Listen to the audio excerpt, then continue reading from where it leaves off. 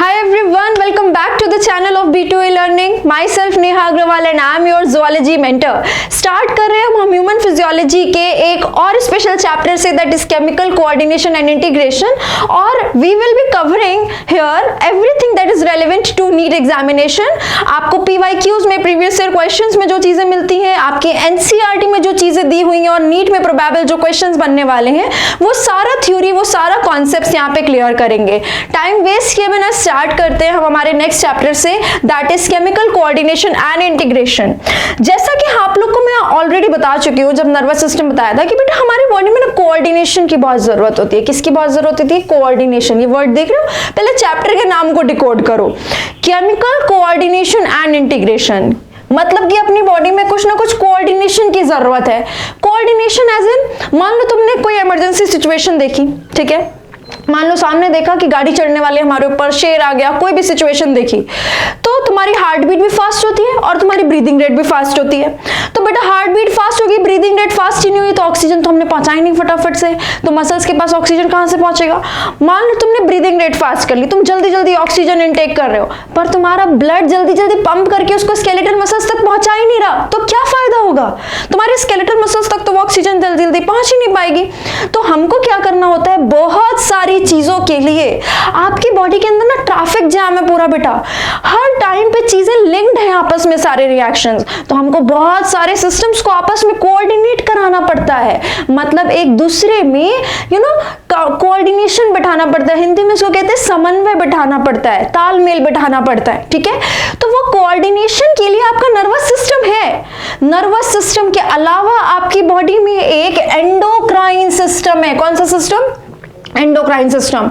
हमारी बॉडी में बेटा एक होता है endocrine system, human endocrine system, जिसके अंदर क्या आते हैं बेटा? इस एंडोक्राइन सिस्टम में एंडोक्राइन ग्लैंड्स आते हैं. एंडोक्राइन सिस्टम में आपकी बॉडी में क्या है? बहुत सारे एंडोक्राइन ग्लैंड्स हैं. अगर तुमको याद हो तो जब मैंने तुमको ग्लैंड्स पढ़ाया था तब बताया था ये जो एंडोक्राइन ग्लैंड्स होते हैं वो क्या सिक्रीट करते हैं बेटा? हार्मोन सिक्रीट करते हैं. चलो फटाफट से एक बार बेसिक्स रिवाइज करेंगे कि ग्लैंड क्या होता है. ग्लैंड कोई भी सेल, कोई भी टिश्यू, कोई भी ऑर्गन ऐसा होता है जो कि कोई भी सिक्रीशन करता हो. वही ग्लैंड की सिक्रीशन अगर हार्मोन है तो हम उस ग्लैंड को क्या बोलते हैं? एंडोक्राइन ग्लैंड बोलते हैं, ठीक है. अब हार्मोन क्या है बेटा? हार्मोन एक केमिकल है. हार्मोन क्या है? केमिकल है, जिसकी अलग अलग नेचर हो सकती है. प्रोटीन हो सकता है, पॉलीपेप्टाइड हो सकता है, पेप्टाइड हो सकता है, अमाइनो एसिड हो सकता है, अमीन हो सकता है, स्टेरॉइड हो सकता है, आयोडोथायरोनिन हो सकते हैं. ऐसे बहुत सारी नेचर होती है इनकी, ठीक है, इन केमिकल्स की, जिसके बारे में हम अलग ही टेबल में प्रॉपर्ली पढ़ेंगे कि कौन कौन सी नेचर है, कौन कौन से हार्मोन्स उसमें. अब देखो, केमिकल सीक्रेट किया एंडोक्राइन सिस्टम के एंडोक्राइन ग्लैंड्स ने, जो कि हार्मोन्स है, तो किसी केमिकल की वजह से आपकी बॉडी में कोऑर्डिनेशन होना, अगेन तालमेल बैठना, एंड इंटीग्रेशन. इंटीग्रेशन समझते हो ना, मैथ्स में, फिजिक्स में इंटीग्रेशन पढ़ते हो, चीजों को जोड़ना. डिफरेंशिएशन होता है तोड़ना, इंटीग्रेशन मतलब जोड़ना. तो हम तालमेल बिठा के फंक्शंस को आपस में जोड़ते हैं कि ये फंक्शन यहां हो रहा है तो हमको इस हार्मोन की वजह से ये फंक्शन यहां पे चाहिए.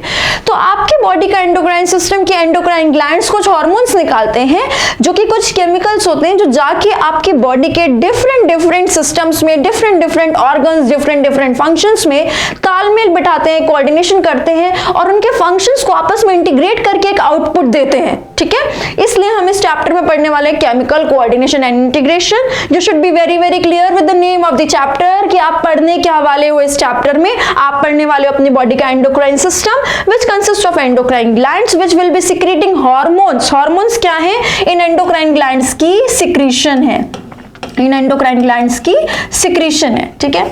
चलो अब क्विकली मैं तुमको रिवाइज कराती हूं जो हमने पढ़ा था एंडोक्राइन ग्लैंड्स के बारे में. झूठ मत बोलो, हमने एंडोक्राइन ग्लैंड्स के बारे में पढ़ा हुआ है. तुम्हें 3 तरह के ग्लैंड्स बताए थे, एक्सोक्राइन, एंडोक्राइन एंड हेटेरोक्राइन, ठीक है. लेक्चर्स तुमने लगाए होंगे तो तुमको ये जरूर मिला होगा. अब हम पढ़ने वाले हैं एंडोक्राइन ग्लैंड्स के बारे में. याद करो, मैंने तुम्हें बताया था एंडोक्राइन ग्लैंड्स बेटा वो ग्लैंड्स होते हैं जिनके पास खुद की डक्ट नहीं होती है. ये क्या होते हैं? डक्टलेस ग्लैंड्स होते हैं. क्या होते हैं? डक्टलेस ग्लैंड्स, मतलब इनके पास अपनी डक्ट नहीं है. जबकि जो एक्सोक्राइन ग्लैंड्स होते थे उनके पास अपनी डक्ट होती थी. तो वो अपनी सिक्रीशन को अपनी डक्ट में निकालते थे। पर ये जो एंडोक्राइन ग्लैंड्स होते हैं इनके पास खुद की डक्ट नहीं होती है, यानी ये डक्टलेस ग्लैंड होते हैं। तो डायरेक्ट क्वेश्चन है बेटा नीट का, डक्टलेस ग्लैंड कौन से होते हैं? तो डक्टलेस ग्लैंड कौन से होते हैं? Endocrine glands. तो फिर ये अपनी सिक्रीशन अपनी डक्ट में तो निकाल नहीं पाएंगे, तो ये कहाँ पे निकालेंगे अपनी secretion? They pour their secretion into pour their secretion. और इनकी सिक्रीशन क्या है? इनकी सिक्रीशन है hormone. So they pour hormone, और you can say they pour their secretion into blood. अब अपनी डक्ट नहीं है तो बेचारे कहाँ पे अपनी सिक्रीशन को पोर करेंगे बेटा? ब्लड में पोर करेंगे, ठीक है, इनटू ब्लड। अपनी सिक्रीशन को ब्लड में पोर करते हैं, ठीक है। क्यों ब्लड में पोर करते हैं? बोलते हैं ब्लड तो भाई हर जगह जाता है, ट्रेन का काम करता है ना, बॉडी में हर जगह पे ब्लड पहुंचेगा। तो जब ब्लड में इनकी सिक्रीशन होगी तो वो भी बॉडी में हर जगह पहुंच जाएगी। तो क्या हर जगह उनका काम है? नहीं नहीं नहीं, हार्मोन निकला एक जगह से, ठीक है, वो ब्लड में आ गया। अब ब्लड ट्रेन है, घूम रहा है घूम रहा है घूम रहा है, उसमें हार्मोन घूम रहा है बॉडी में। अब हार्मोन के लिए जहां पर रिसेप्टर होगा, जहां पे उसका स्टेशन आएगा, वहां पर वो हार्मोन अपना काम करेगा। ऐसा नहीं हर जगह पे, हम ट्रेन से जाते तो स्टेशन तो बहुत सारे आते हैं, हम तो अपने स्टेशन पे उतरते हैं ना, ठीक वैसे हार्मोन हर जगह से जा रहा है, पर हर जगह उसके मिलने वाला, उसको पहचानने वाला कोई है ही नहीं। जब उसका टारगेट आएगा, उस ऑर्गन पे उसको पहचानने वाला कोई है, तो उसको पता चल जाएगा हार्मोन आया है और हार्मोन अपना काम करेगा, ठीक है। So basically we are going to study about this. अब हम कुछ बातें करते हैं हार्मोन के बारे में। किसके बारे में? हार्मोन्स के बारे में। ये हार्मोन्स क्या होते हैं? ये हार्मोन्स क्या होते हैं, इसके बारे में कुछ बेसिक्स पढ़ते हैं बेटा। देखो, सबसे पहले हार्मोन्स क्या है? केमिकल्स हैं। और बेटा ये जाके कोई काम नहीं करते, ये सिर्फ और सिर्फ आपकी बॉडी में मैसेज लेके जाते हैं, ठीक है। लेट्स से वो देखते पुराने टाइम में होता था ना, चिट्ठी जाती थी ऐसे बर्ड के थ्रू, बस वैसे इन्होंने क्या करा है, एक मैसेज लिया है और कहीं पर पहुंचा दिया है, ठीक है। सिर्फ इनका इतना ही काम है, ये कहीं पर एंटर नहीं करना चाहते हैं, ये सिर्फ वहां पे मैसेज देना चाहते हैं कि भाई मैं आया हूं तो अब तैयारी कर लो तुम ये वाली, ठीक है। जैसे कि मान लो कोई आपके डोर पर नॉक करे और आपको बता के चल जाए कि चल खाना बन गया तो खाने के लिए आ जा, ठीक है। आपकी मम्मी आए, बोले खाना बन गया, पढ़ाई निपटा के, लेक्चर निपटा के फटाफट से खाना खाने आ जा। तो वो नॉक करने से आपको एक मैसेज मिला कि मम्मी आई है, मतलब खाना बन गया है। दैट मीन्स वैसे ये हार्मोन जो होता है, ये कुछ ऐसे केमिकल्स होते हैं, ये बेटा है होते तो केमिकल्स ही हैं, और ऐसे केमिकल हैं जो मैसेंजर का काम कर रहे हैं। किसका काम कर रहे हैं? मैसेंजर्स का काम कर रहे हैं। So these are chemical messengers, only messengers, they do not react anywhere, they do not go to any organ, enter into any organ, they just go and say कि मैं आया हूं मतलब तुम्हें ये काम करना है, मैं आया हूं मतलब तुम्हें ये काम रोकना है। What ever the nature of the hormone will be, जैसा हार्मोन होगा वैसा मैसेज लेके आया है। तो हार्मोन के आते टारगेट ऑर्गन को पता चल जाता है, ये हार्मोन आया है मतलब मुझे ये काम बढ़ाना है, ये हार्मोन आया मतलब मुझे ये काम कम करना है। तो ठीक वैसे ही ये मैसेंजर्स का काम करते हैं, सिंपल, ठीक है। So these are chemical messengers. अब केमिकल मैसेंजर्स में कैसे मैसेंजर सेल के अंदर जाते हैं, सेल के बाहर ही बाहर मैसेज दे देते हैं, बाहर ही बाहर मैसेज दे देते हैं। याद करो एक और बेसिक, दो मान लो ये कुछ सेल्स हैं, 3 सेल्स हैं, ठीक है। सेल्स के अंदर की जगह को अपन क्या कहते थे बेटा? ICF, intra cellular fluid. Intra मतलब इनसाइड, किसके इनसाइड? सेल के इनसाइड। सेल के बाहर की जगह को अपन क्या कहते थे बेटा? ECF, extra cellular fluid. Extra मतलब बाहर, किसके बाहर? सेल के बाहर जो फ्लूइड है उसको एक्स्ट्रा सेलुलर फ्लूइड बोलेंगे। और ये जो ECF है वही तो बेटा इंटर सेल्यूलर फ्लूइड भी कह सकते हो ना। इंटर मतलब बता दो फटाफट से, कितनी बार सिखाया तो कभी भी नहीं बताओ तो चांटे पड़ेंगे तुम्हारे। इंटर मतलब बीच में, किसके बीच में? सेल्स के बीच में। तो सेल्स के बीच में जो फ्लूइड है बच्चे, सेल के बाहर जो फ्लूइड है वो बाकी सेल्स के बीच में ही तो है। सेल्स के बीच में बोलो या एक सेल के बाहर बोलो, एक ही तो बात है। तो ये सेल्स के बीच में जाते हैं और मैसेज दे देते हैं, और इसीलिए एनसीईआरटी कहती है, ये मत सोचना कुछ भी एक्स्ट्रा बता रही हूँ, सब कुछ एनसीईआरटी डिकोड हो रही है।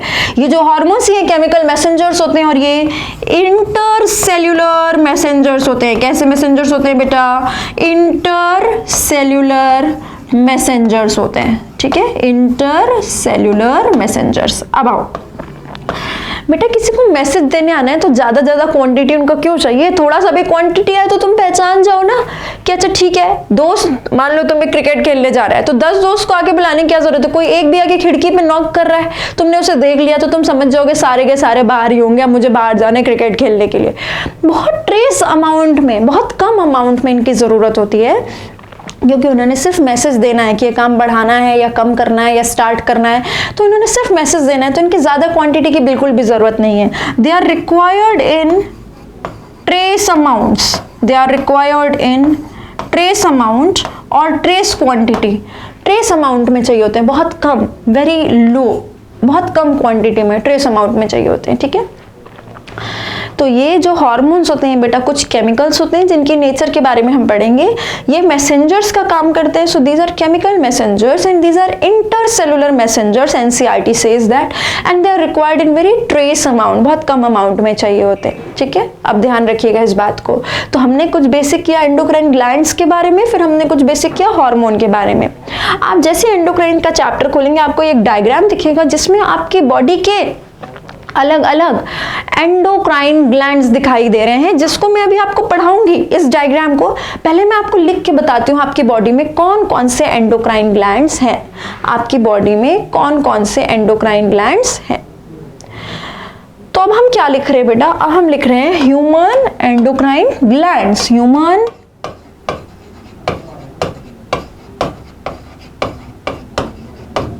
Endocrine glands. Human endocrine system है हमारी बॉडी में जिसमें बहुत सारे ग्लैंड्स हैं और हम वही ग्लैंड्स के नाम पढ़ रहे हैं, ह्यूमन एंडोक्राइन ग्लैंड्स, ठीक है। अब देखो हमारे पास क्या क्या ग्लैंड्स है। सबसे पहला ग्लैंड जो हमको पढ़ना होता है बेटा दैट इज हाइपोथैलेमस। जिन बच्चों के लिए नया है, बिल्कुल न्यू, पहली बारी सुन रहे हैं ये सब, नाम ध्यान से देखते जाएगा। पहला है बेटा हाइपोथैलेमस, सबके बारे में पढ़ेंगे हम। दूसरा एंडोक्राइन ग्लैंड आप अपनी बॉडी में करते हैं बेटा, दूसरा एंडोक्राइन ग्लैंड है पिट्यूटरी ग्लैंड। क्या कहते हैं, पिट्यूटरी ग्लैंड। दूसरा एंडोक्राइन ग्लैंड है आपके पास पिट्यूटरी ग्लैंड। तीसरा एंडोक्राइन ग्लैंड है आपके पास pineal gland, pineal gland. Fourth endocrine gland is thyroid gland. इसका तो नाम आपने सुना ही होगा, बहुत कॉमन है ये सुनना कि थायराइड की दिक्कत है, थायराइड ग्लैंड। इसके बाद नेक्स्ट आता है बेटा पैराथायराइड ग्लैंड, पैराथायराइड ग्लैंड, ठीक है। थायराइड और पैराथायराइड के बाद नेक्स्ट आप पढ़ते हो थाइमस। थाइमस के बारे में तो इतनी डिटेल तुमको करा रखी है, बताओ कब कब। एक बार तुम्हें जब ब्लड सेल्स पढ़ाया था, सर्कुलेशन पढ़ाया था, तब थाइमस के बारे में बताया था। थ्रोन ऑफ इम्यूनिटी है, बी और टी सेल के काम में हेल्प करता है, आपको इम्यूनिटी देता है। उसके बाद आपको जब मैंने इम्यूनिटी पढ़ाया है 12th क्लास का, तभी भी आपको बताया थाइमस के बारे में सब कुछ, ठीक है। तो थाइमस वही वाला थाइमस की बात कर रहे हैं अपन, ठीक है। नेक्स्ट आते हैं थाइमस के बाद एक होता है बेटा आपके पास पैनक्रियाज। पैनक्रियाज बताओ कहाँ पड़ा है, डाइजेस्टिव सिस्टम में। और उसी टाइम तुमको बताया था कि पैनक्रियाज डाइजेस्टिव जूस तो सिक्रीट करता है, या हार्मोन भी सिक्रीट करता है, इसीलिए पैनक्रियाज एक हेटेरोक्राइन ग्लैंड है, मिक्स्ड ग्लैंड है। तो हम एंडोक्राइन में भी इसको पढ़ेंगे, ठीक है। डाइजेस्टिव जूस सिक्रीट करता है पर हार्मोन भी सिक्रीट करता है, तो एंडोक्राइन ग्लैंड तो हुआ कि नहीं हुआ, तो यहां पर इसको पढ़ा। एक होता है बेटा एड्रीनल ग्लैंड, एड्रीनल ग्लैंड। रुको पहले एड्रीनल लिख देती हूँ फिर पैनक्रियाज लिख देती हूँ। एड्रीनल ग्लैंड पता है ये कहाँ होता है, किडनी के ऊपर, किडनी के ऊपर। तो दो किडनी होती है इसीलिए दो एड्रीनल ग्लैंड भी होते हैं, एड्रीनल ग्लैंड। उसके बाद एक हमने अभी जो मिटा दिया दैट इज पैनक्रियास। और फिर एक लास्ट आपको पढ़ना होता है बेटा गोनाड्स। गोनाड्स के बारे में भी कितनी बार बताया, बेसिक्स क्लास में आपको ये सब कुछ सिखाया है, जिसमें से कि गोनाड्स जो है मेल और फीमेल में अलग होते हैं, याद करो। गोनाड्स को और बताओ अपन क्या कहते हैं, प्राइमरी सेक्स ऑर्गन। 1 डिग्री मतलब प्राइमरी, प्राइमरी सेक्स ऑर्गन्स। हमने करा था ना एक बार प्राइमरी क्लास में, बेसिक्स क्लास में, कि जितने भी आपके बॉडी में रिप्रोडक्टिव सिस्टम मतलब बहुत सारे ऑर्गन्स को हम डिवाइड करते हैं दो पार्ट्स में, primary sex organ and secondary sex organ. जो सबसे मेन ऑर्गन है, जो सबसे मेन काम करते हैं, that is gametogenesis, that is spermatogenesis and oogenesis, यानी स्पर्म और ओवम की फॉर्मेशन, गैमीट की फॉर्मेशन, उसी की वजह से सारा सेक्सुअल रिप्रोडक्शन का प्रोसेस चलता है। तो गैमीट जहां बनते हैं उनको हम प्राइमरी सेक्स ऑर्गन कहते हैं और बाकी सारे ऑर्गन्स को हम रख देते हैं सेकेंडरी सेक्स ऑर्गन्स में। So primary sex organs are also called as gonads, और ये गोनाड या प्राइमरी सेक्स ऑर्गन मेल या फीमेल में अलग अलग होते हैं। तो ये होता है आपका बेटा मेल का साइन, ये होता है फीमेल का साइन। मेल में गोनाड क्या होता है? मेल गोनाड या मेल प्राइमरी सेक्स ऑर्गन होता है पेयर ऑफ टेस्टिस, ध्यान है ना, पेयर में पाए जाते हैं। सिंगल लिखना होगा तो टेस्टिस लिखेंगे, पेयर में हो गया मतलब प्लूरल हो गया तो हम टेस्ट लिखेंगे, TES, ठीक है। सो पेयर ऑफ टेस्टिस।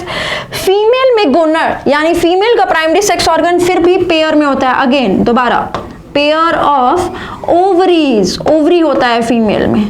तो फीमेल में ओवरी में ओवम बनता है, गैमीट बनता है, फीमेल गैमीट। मेल में टेस्टिस में स्पर्म बनता है यानी मेल गैमीट बनता है। इसीलिए मेल में टेस्टिस और फीमेल में ओवरीज उनके गोनाड्स होते हैं, उनके प्राइमरी सेक्स ऑर्गन होते हैं। सो टेस्टिस आर मेल गोनाड और मेल प्राइमरी सेक्स ऑर्गन, जहां पे स्पर्म बनता है, मेल गैमीट बनता है। ओवरीज आर फीमेल गोनाड्स और फीमेल प्राइमरी सेक्स ऑर्गन, जहां पर फीमेल गैमीट यानी ओवम या एग बनता है, ठीक है। और ये मैंने ना इसी सीक्वेंस में भी लिखा है, ऊपर से स्टार्ट करेंगे तो ये सारे ऐसे आएंगे, hypothalamus, then pituitary gland, then pineal gland, then thyroid, then parathyroid, then thymus, then comes adrenal gland and pancreas and then comes last the gonads. और इसी को अपन डायग्राम में अब देख सकते हैं, ठीक है। देखो यहाँ पे बताती हूँ, ये देखो यहाँ पर हाइपोथैलेमस आपके दिमाग में है, याद करो नर्वस सिस्टम में हाइपोथैलेमस। आपके ब्रेन के तीन पार्ट होते थे, fore brain, mid brain, hind brain. Fore brain में एक आता था डायएन्सेफेलॉन और डायएन्सेफेलॉन में एक हम करते थे हाइपोथैलेमस, ठीक है। तो ये हो गया आपका हाइपोथैलेमस। हाइपोथैलेमस के बाद देखो उसी के नीचे याद करो पिट्यूटरी लगी होती है। सब सिस्टम अभी दोबारा सिखाऊंगी, जिसने नहीं पढ़ा है पुराना वो सब कुछ यहाँ पर रिवाइज होगा। तो आपके लिए अगर नया है तो आप यहाँ पर सीख जाओगे, टेंशन बिल्कुल नहीं लेने आ रहा हमारा तो कुछ छूट गया, हमने तो कुछ नहीं पढ़ा है या हमें तो पहले से नहीं आता है, कोई बात नहीं, अब सीखो, ठीक है। उसके बाद नेक्स्ट आता है पीनियल। देखो पीनियल भी यहीं पर है, तो तीन चीजें तो दिमाग में ही है, आपके फोर ब्रेन का ही पार्ट है, तीनों आपके डायएन्सेफेलॉन का पार्ट है। और ये सब जो वर्ड्स बोल रहे हो सब लिखेंगे, टेंशन मत लो। फिर देखो यहाँ पर ये रखा हुआ है थायराइड और इसी के पीछे लगा होता है पैराथायराइड, इसीलिए यहाँ पर थायराइड एंड पैराथायराइड लिख दिया। फिर यहाँ पर देखो ट्रैकिया चल रही है बेटा, ये ट्रैकिया तो जानते हो ना, रेस्पिरेटरी सिस्टम तो पढ़ा है। ट्रैकिया के ऊपर रखा हुआ है थायराइड एंड पैराथायराइड और नीचे रखा हुआ है जहां पर ट्रैकिया ऐसे डिवाइड करती है वहां पर रखा हुआ है थाइमस। तो कंफ्यूज मत करना, ये थायराइड है और ये थाइमस है, थायराइड अलग है, थाइमस अलग है, ठीक है। फिर ये लो बेटा, ये रहा पेनक्रियाज, ये तो पता ही है आपने ने डाइजेस्टिव सिस्टम में पढ़ा है। ये देखो किडनी, और किडनी के ऊपर यहाँ पे दो टोपियां लगी हुई हैं, एक इधर और एक इधर, इसको कहते हैं एड्रिनल ग्लैंड। किडनी के ऊपर जो टोपी लगी होती है वो एड्रिनल ग्लैंड होता है। और फिर लोअर एब्डोमेन में यानी पेल्विक रीजन में, लोअर एब्डोमेन में या पेल्विक रीजन में ऐसे होती हैं ओवरीज फीमेल में, अगर ये फीमेल का सिस्टम हो और अगर ये मेल का सिस्टम हो तो ये दो रखे होते हैं टेस्टिस। तो टेस्टिस इन मेल्स और ओवरी इन फीमेल्स। ओवरी क्या हो गई फीमेल्स में? फीमेल गोनाड यानी फीमेल प्राइमरी सेक्स ऑर्गन, और टेस्टिस क्या हो गया? मेल गोनाड यानी मेल प्राइमरी सेक्स ऑर्गन, ठीक है। तो अगर आपको इसी वाले पार्ट में पूछा जाए कि मुझे बताओ कि मेल्स में कौन कौन से एंडोक्राइन ग्लैंड्स हैं, तो मेल में आप ये सारे बोलोगे और टेस्टिस बोलोगे। फीमेल में पूछा जाएगा तो ये सारे बोलने के बाद ओवरीज बोलोगे, ठीक है। और गोनाड लिखा हो तो कॉमन है, किसी में भी वो नाम यूज कर सकते हैं। एड्रिनल ग्लैंड आपको बताया पेयर्ड होगा, क्यों? क्योंकि किडनी के ऊपर रखा होता है, किडनी दो होती है इसलिए एड्रिनल ग्लैंड भी पेयर्ड होता है। गोनाड भी आपको बताया देखो पेयर में है, तो गोनाड भी क्या होते हैं बेटा? पेयर्ड होते हैं। एड्रिनल ग्लैंड भी पेयर्ड है और गोनाड भी पेयर्ड है। इसके अलावा हेटेरोक्राइन ग्लैंड याद करो, हेटेरोक्राइन ग्लैंड, पेनक्रियाज और गोनाड। ये पेनक्रियाज और गोनाड्स ये दोनों ही क्या होते हैं बेटा? हेटेरोक्राइन ग्लैंड। हेटेरोक्राइन ग्लैंड को जरा याद करा दो, और क्या कहते हैं? इन्हीं को कहते हैं हम मिक्स्ड ग्लैंड, ठीक है। मिक्स्ड ग्लैंड को और क्या कहते हैं बताओ? हेटेरोक्राइन या मिक्स या compound gland, compound gland, compound gland को और क्या कह सकते हैं, कंपोजिट ग्लैंड। तो ये चारों नाम इनके लिए ही हैं। आपकी बॉडी में दो ग्लैंड्स ऐसे होते हैं जो हेटेरोक्राइन है यानी मिक्स्ड ग्लैंड है यानी कंपाउंड या कंपोजिट ग्लैंड है। ये कौन से ग्लैंड होते हैं जिनके अंदर दोनों पार्ट होते हैं, कुछ तो इनका टिश्यू, कुछ तो इनकी जमीन का हिस्सा किस में चला गया है, एक्सोक्राइन पार्ट में चला गया है, जिनके पास बेटा याद करो डक्ट प्रेजेंट होती है। तो अपनी सिक्रीशन डक्ट में निकालते हैं। इनकी सिक्रीशन हार्मोन छोड़ के कोई भी चीज हो एक्सोक्राइन ग्लैंड से जाती है। बस आपकी बॉडी में हार्मोन्स हैं जो डायरेक्ट ब्लड में जाते हैं, बाकी सारी अपनी डक्ट्स में जाती हैं। और दूसरा पार्ट इनका क्या हो गया, एंडोक्राइन पार्ट हो गया। कौन सा पार्ट, जिनके पास डक्ट नहीं होती है यानी ये डक्ट लेस होते हैं, तो अपनी सिक्रीशन को कहाँ डालते हैं बेटा, ब्लड में डालते हैं। क्या सिक्रीशन होती है इनकी, हार्मोन होती है। इतनी बार तो बोल दिया, क्लास में ये सब याद हो जाना चाहिए। तो हेटेरोक्राइन ग्लैंड कौन से ग्लैंड होते हैं जिनमें एंडोक्राइन और एक्सोक्राइन दोनों पार्ट होता है। तो बेटा पेनक्रियास में दोनों पार्ट होता है, हेटेरोक्राइन भी एंडोक्राइन भी एक्सोक्राइन भी। ये मैं आपको भी जब पेनक्रियास पढ़ाऊंगी ना डिटेल में तो फिर से पूरा बताऊंगी कि इनके एक्सोक्राइन पार्ट क्या करता है, क्या है, एंडोक्राइन पार्ट क्या करता है, क्या नाम है। तो यहाँ पे हमने जो डाइजेशन में एक्सोक्राइन पार्ट इसका पढ़ा था ना, पेनक्रियाटिक जूस जहाँ से निकला था, वो भी रिवाइज कर लेंगे। आपका रिवीजन चलते रहना चाहिए, आपको कोई चीज़ भूलनी नहीं है पुरानी, ठीक है। और जब गोनेट्स करेंगे यानी प्राइमरी सेक्स ऑर्गन करेंगे तो फिर आपको बताऊंगी प्राइमरी सेक्स ऑर्गन हेटेरोक्राइन है तो इनका एंडोक्राइन पार्ट क्या करता है और एक्सोक्राइन पार्ट क्या करता है, ठीक है। तो ये आपको अलग से कराऊंगी, बाकी ये सारे आपके पार्ट हो गए। अब सुनो ध्यान से, थोड़ा सा तो एक्स्ट्रा पढ़ेंगे ना बेटा, जहाँ पे टफ भी बन सकता है कुछ एनसीईआरटी से। एनसीईआरटी को ध्यान से पढ़ना। ह्यूमन एंडोक्राइन सिस्टम में ऐसा लिखा है कि ह्यूमन एंडोक्राइन सिस्टम बना होता है आपका हाइपोथैलेमस और बाकी इतने एंडोक्राइन ग्लैंड्स से। मतलब एनसीईआरटी ना बेसिकली इसको एंडोक्राइन ग्लैंड बोलती है, इतने ग्लैंड्स को। ये क्योंकि बेटा एक तरह से नर्वस स्ट्रक्चर है। हाइपोथैलेमस एक नर्वस स्ट्रक्चर है, मतलब आपके नर्वस सिस्टम का स्ट्रक्चर है जिसके अंदर न्यूरॉन्स होती हैं जो कि मॉडिफाई हो जाती हैं, कुछ कुछ न्यूरॉन्स, और हार्मोन सिक्रीट करती हैं। इसके पास हाइपोथैलेमस के पास बहुत सारे नर्वस कंट्रोल्स हैं, न्यूरॉन्स होती हैं इसके अंदर, ये आपके नर्वस सिस्टम का पार्ट होते हैं और बहुत सारे नर्वस कंट्रोल्स रखते हैं। जैसे याद करो इसके पास आपका थर्मो रेगुलेशन सेंटर है, आपका बॉडी का टेम्परेचर हाइपोथैलेमस से कंट्रोल होता है। इसके पास हंगर सेंटर है, आपको भूख हाइपोथैलेमस की वजह से लगती है। थर्स्ट सेंटर है, आपको प्यास हाइपोथैलेमस की वजह से लगती है। सटाइटी सेंटर है, यानी कि कब खाते खाते रुकना, छोले भटूरे भी खा लिए, पाव भाजी भी खा ली, डोसा भी खा लिया, इतना सारी चीजें खा लिया, अब ये बताता है बस रुक जा, पेट खराब हो जाएगा, तेरा पेट भर चुका है। सटाइटी सेंटर कब खाने से रुकना, ये भी कौन बताता है आपको, हाइपोथैलेमस बताता है। ये सारी चीजें हम नर्वस सिस्टम में कवर करते हैं, ठीक है। लेकिन इसकी कुछ न्यूरॉन्स मॉडिफाई हो गई और हार्मोन्स निकालने लग गई, इसीलिए हमने एंडोक्राइन सिस्टम में भी इनका नाम लिखा। तो एनसीईआरटी कहती है कि ह्यूमंस में जो एंडोक्राइन कंट्रोल एंड कोऑर्डिनेशन होता है वो हाइपोथैलेमस और एंडोक्राइन ग्लैंड्स से होता है, जिनके नाम ये हैं। तो बेसिकली एंडोक्राइन ग्लैंड्स ये हैं और ये एक नर्वस स्ट्रक्चर है जो कि एंडोक्राइन कंट्रोल करता है आपकी बॉडी में, ठीक है। ध्यान से पढ़िएगा ये लाइन और उसको मार्क करिएगा और ध्यान रखिएगा, ठीक है। अब देखिए बेटा, ये सारे जो ग्लैंड्स हैं ना, gonads, pancreas, adrenal, thymus, parathyroid, thymus, pineal, ये अपने मन से काम नहीं करते। ये किसकी बात मानते हैं, ये बात मानते हैं बेटा पिट्यूटरी ग्लैंड की। Pituitary gland is the master gland. कैसा ग्लैंड है, मास्टर ग्लैंड। ये कंट्रोल करता है, ऑर्डर्स देता है किसको, इन सारे एंडोक्राइन ग्लैंड्स को। जबकि पिट्यूटरी खुद भी एक एंडोक्राइन ग्लैंड है, पर ये कंट्रोल करता है, ये मास्टर करता है। ये बोलेगा अपना काम बढ़ाओ तो ये बढ़ाएंगे, ये बोलेगा अपना काम कम करो तो ये कम कर देंगे। अब कैसे बोलेगा, केमिकल मैसेंजर के थ्रू हार्मोन्स निकालेगा।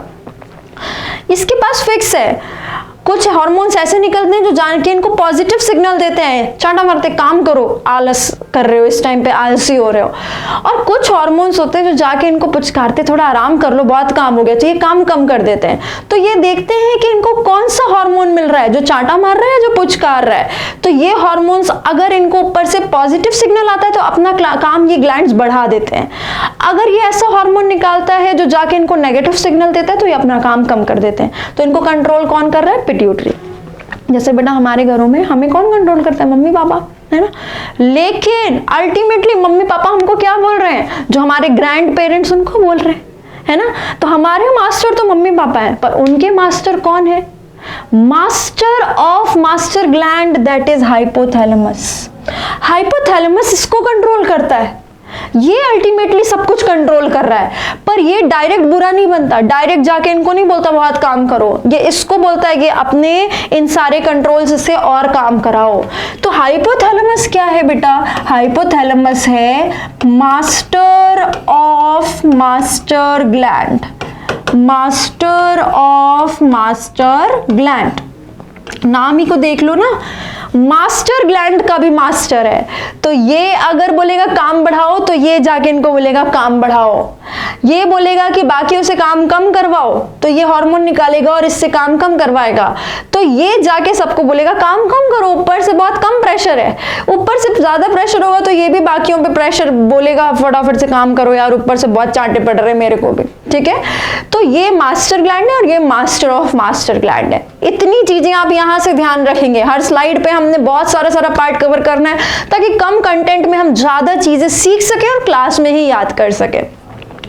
ये मैंने आपको पढ़ाया बेटा अभी बस बेसिक कि चैप्टर का नाम क्या है, पढ़ने क्या वाले, ये डायग्राम में हमको क्या दिखाया है, एंडोक्राइन ग्लैंड्स क्या होते हैं, हार्मोन्स क्या होते हैं, आपकी बॉडी में कौन कौन से एंडोक्राइन ग्लैंड्स हैं, अब यही सारे नाम आप डिटेल में पढ़ने वाले हो एक-एक करके। अब आपका नेक्स्ट पार्ट क्या होगा? हाइपोथैलेमस पढ़ोगे, फिर पिट्यूटरी, फिर पीनियल, ऐसे करते करते सारे ये एक-एक करके ग्लैंड पढ़ोगे और इसके बारे में जो जो बेसिक चीजें यहाँ इससे हम याद कर सकते थे हमें पूछी जा सकती है, ठीक है।